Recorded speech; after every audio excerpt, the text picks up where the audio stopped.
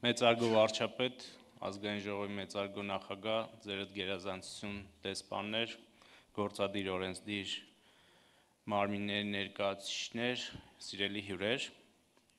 ուրախ եմ ողջունել ձեզ այս ճանաչված հարթակում, որը տարիների ընթացքում ձևավորվել է որպես հայեցակարգային քննարկումների,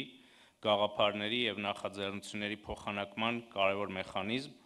միտված մեր տարածաշրջանում խաղաղության, կայունության և բազմակողմանի համագործակցության ամրապնդմանը։ Այսօրվա մեր քննարկման առանցքային թեման լիովին համահունչ է Հայաստանի Հանրապետության կառավարության քաղաքական ուղեգծին՝ կառուցելու խաղաղ, կայուն, անվտանգ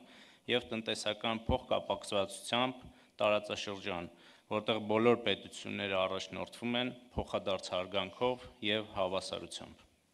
Տիկնայք և պարոնայք, մենք ապրում ենք բարդ և անհանգիստ աշխարհում, ժամանակակից մարտահրավերները, անվտանգային սպառնալիքները, տարածաշրջանային հակամարտությունները, կլիմայական փոփոխությունները, մատակարարման շղթաների խզումները և սննդային անվտանգության խնդիրները փոխում են համաշխարհային քաղաքականության և տնտեսության տրամաբանությունը։ Նման պայմաններում խաղաղության հաստատումը պետք է լինի բոլորիս գերական նպատակն ու պատասխանատվությունը։ Հենց այս տրամաբանությամբ է, որ Հայաստանի կառավարությունը հանդես է գալիս որպես խաղաղության և կառուցողական երկխոսության ջատագով հիմնված պետությունների ինքնիշխանության, իրավազորության, տարածքային ամբողջականության, սահմանների անխախտելիության և ուժի կիրառման բացառման սկզբունքների վրա։ Մենք հավատում ենք, որ խաղաղությունը չունի այլընտրանք ու հանդիսանում է ոչ միայն նպատակ, այլև կայուն զարգացման նախապայման։ Առաջնորդվելով այս համոզմունքով, Հայաստանը հետևողականորեն առաջ է մղում Հայաստան-Ադրբեջան հարաբերությունների կարգավորման գործընթացը։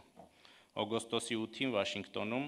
Հայաստանի և Ադրբեջանի միջև խաղաղության և միջպետական հարաբերությունների հաստատման մասին համաձայնագրի նախաստորագրումը շրջադարձային էր և կայուն խաղաղության և փոխվստահության նոր էջի բացման իրական հիմքեր է ստեղծել։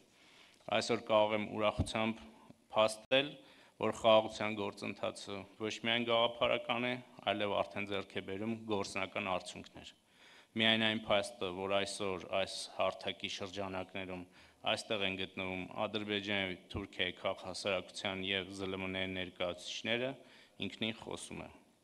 Հարգելի գործընկերներ, մեր նպատակն է ձևավորել միջավայր,